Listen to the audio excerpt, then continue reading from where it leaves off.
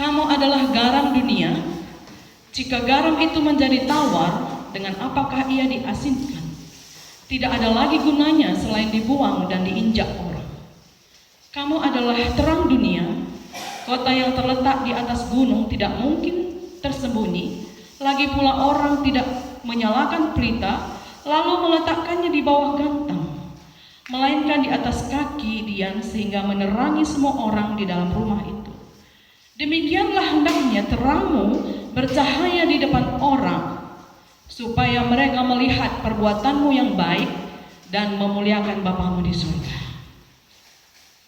Di akhir penghujung tahun 2014 ini, kita sudah sampai kepada di akhir penghujung tahun 2014. Apa yang seharusnya kita lakukan sebagai orang Kristen, sebagai orang percaya, dan sebagai hamba-hamba Tuhan? Ketika kita duduk di STT ini, berarti kita sudah dipersiapkan dan menyiapkan diri menjadi seorang hamba Tuhan. Apa yang kita lakukan di penghujung tahun 2014 ini? Yang pertama adalah evaluasi. Kita harus mengevaluasi diri kita. Apa yang kita evaluasi? Yang kita evaluasi, apakah kita sudah hidup standar ilahi, standar Tuhan? Dan apakah norma-norma dan nilai-nilai kehidupan kita sudah sesuai dengan standar Tuhan?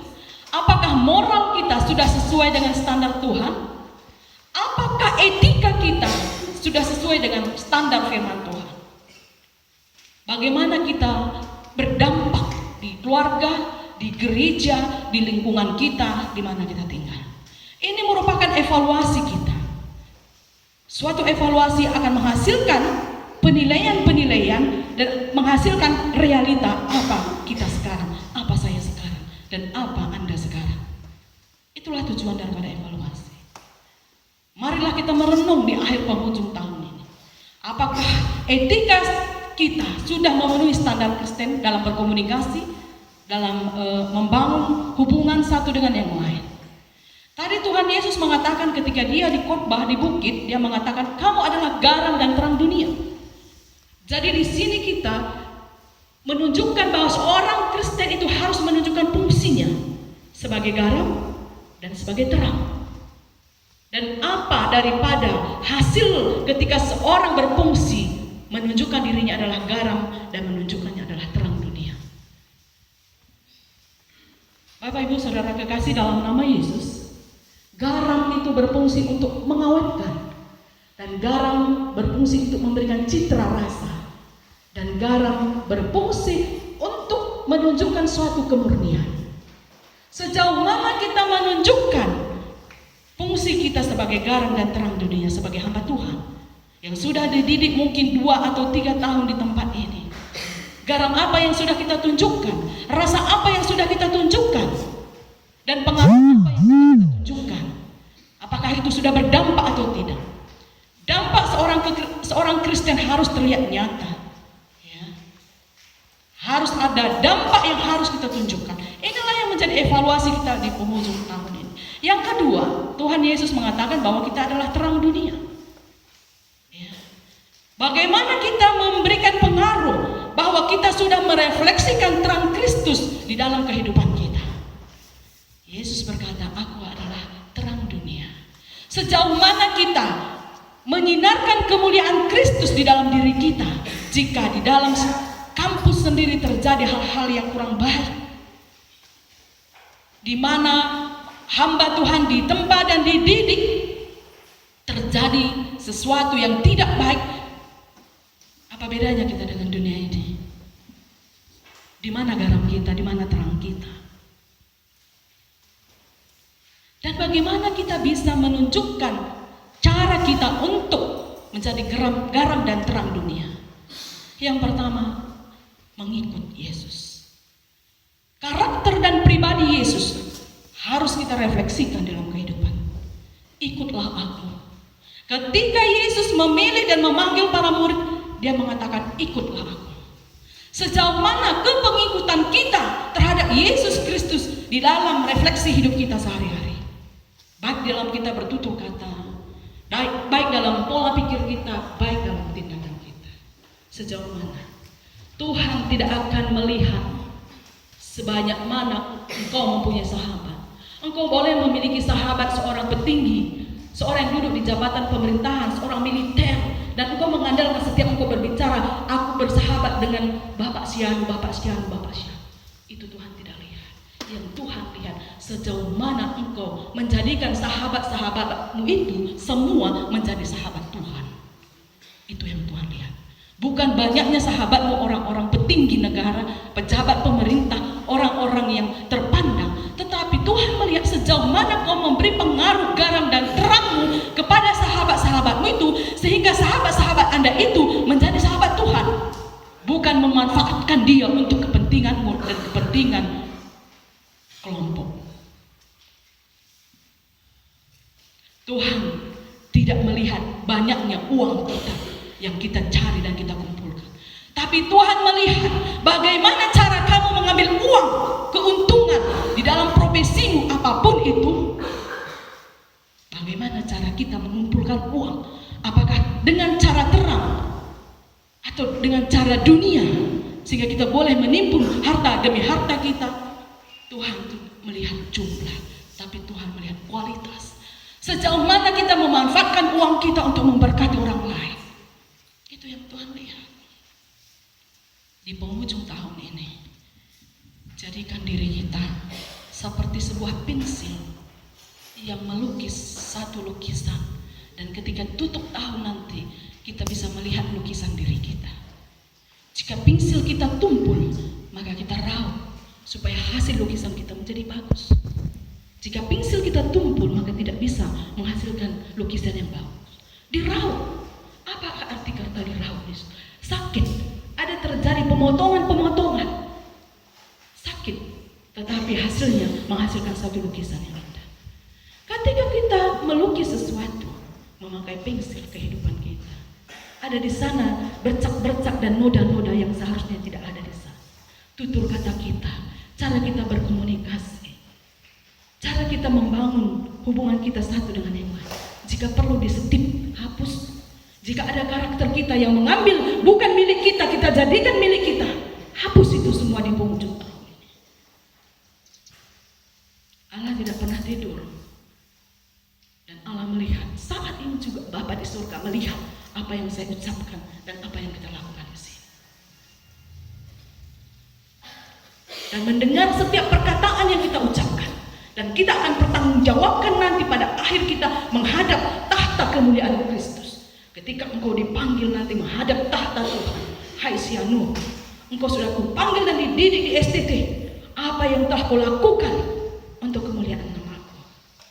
Apakah engkau hanya mencuri kemuliaan Tuhan? Untuk menjadikan dirimu menjadi seorang yang sentris, ingin dipuja, disembah dan ditinggikan? Kita harus hati-hati dan mampu menguasai perkataan kita, tindakan kita, kuasai hati kita. Setiap hari kita belajar dan hidup ada dalam proses kesempurnaan sampai nanti kita mencapai kesempurnaan Kristus dalam hidup kita. Bapak Ibu Saudara kekasih dalam nama Yesus, dalam kepemimpinan, saya tertarik dan diberkati oleh khotbah Ibu saat wisuda, bahwa seorang hamba Tuhan itu harus penuh dengan hikmat, penuh dengan roh, dan terkenal baik. Bagaimana kita menjadi seorang yang mampu menjadi garam dan terang dunia? Yaitu dengan ketaatan kita kepada firman Tuhan. Dalam firman Tuhan mengatakan, jangan mencuri, jangan mencuri, jangan membunuh, jangan berzina. Dan banyak sekali firman Tuhan yang boleh kita terima. Apakah firman Tuhan itu sudah kita refleksikan dalam kehidupan kita? Dengan bagaimana lagi cara kita untuk menjadi garam dan terang? Yaitu melihat diri kita, talenta kita. Seperti perumpamaan talenta. Kembangkan diri kita. Kita dididik di sini. Dalam teologi, dalam pendidikan Kristen, Anda inilah yang akan nanti terjun ke dunia ini untuk memberikan dampak. Bagaimana adakah dampak seorang hamba Tuhan melakukan hal-hal yang tidak benar dalam hidupnya? Dampak apa yang akan diberikan pada dunia ini? Saya sungguh sedih ya. Di tempat di mana para hamba Tuhan dididik, di situ terjadi suatu hal yang memalukan.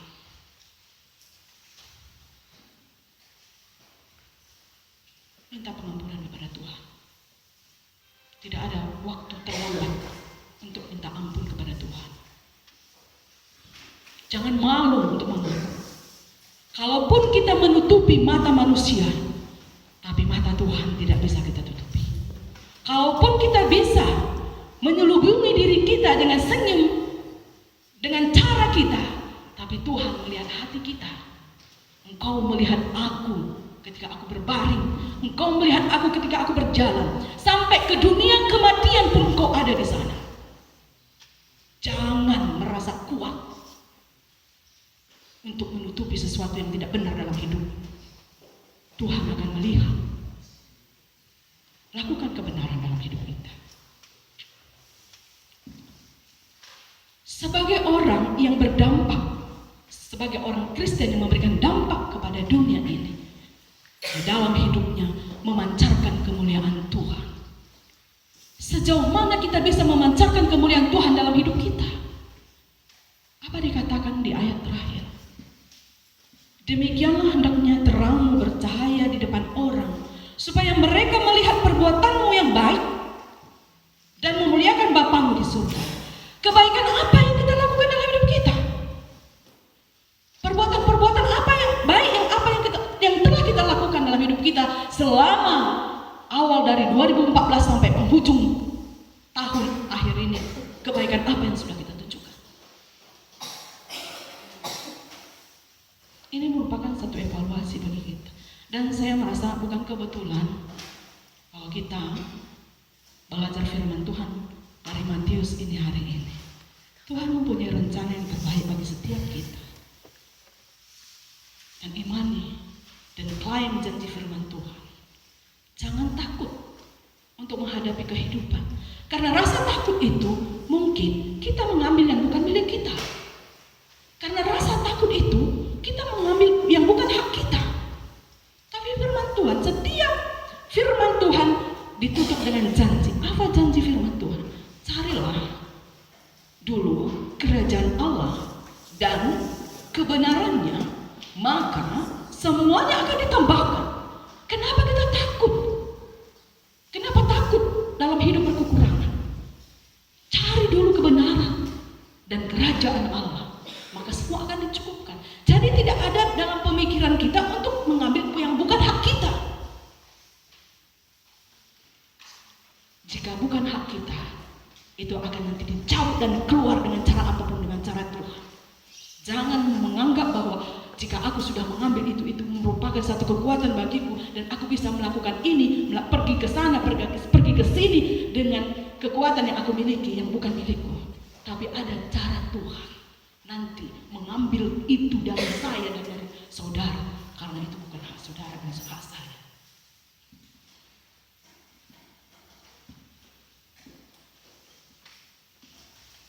Mari kita merenung saat ini. Di penghujung tahun 2014 ini, kita mengevaluasi diri kita. Kita menutup mata kita dan merefleksikan firman Tuhan ini. Dan minta ampun kepada Tuhan. Bangun komunikasi secara pribadi dengan Tuhan saat ini. Kita bersaat teduh dan menundukkan kepala kita. Di akhir penghujung tahun 2014 ini, apakah kita sudah memenuhi standar ilahi sebagai seorang orang Kristen, sebagai hamba Tuhan? Sejauh mana kita berdampak